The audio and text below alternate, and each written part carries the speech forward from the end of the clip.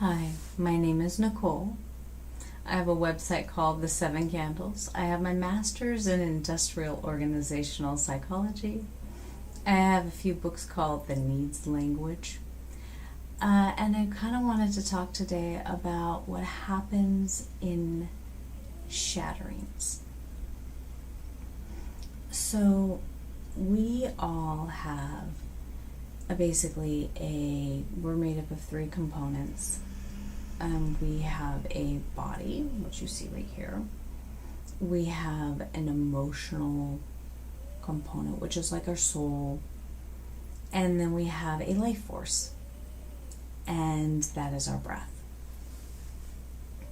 And when we have a shattering, which is kind of like into our soul, spirit, that's that connection there, it can affect us in a way where it's really hard to recover.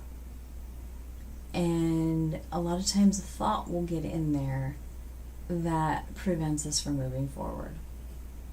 And we can impose our shattering or repeat the story into the next generation and into the next generation and into the next generation and keep it alive.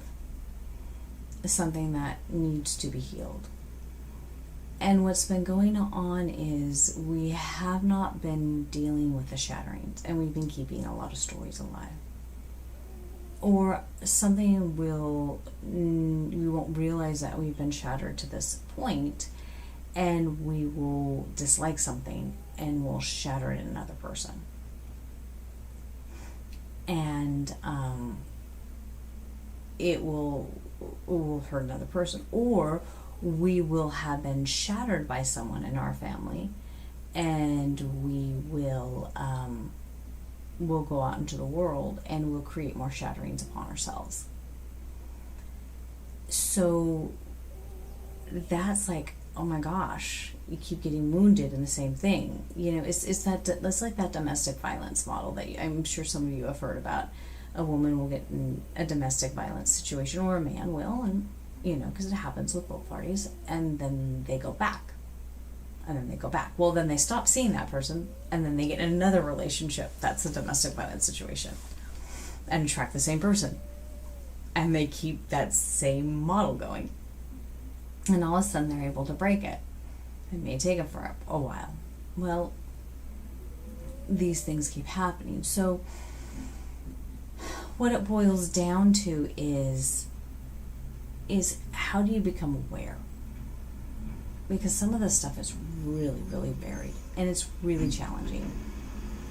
And a lot of it is we aren't taught to hear the words that we speak. And it's just becoming more aware to hear the words we speak. And it's surrounding people who will speak what we need to hear. So on that note, because as musicians always like to end on a note, I look forward to seeing you or hearing you at my website. Thank you.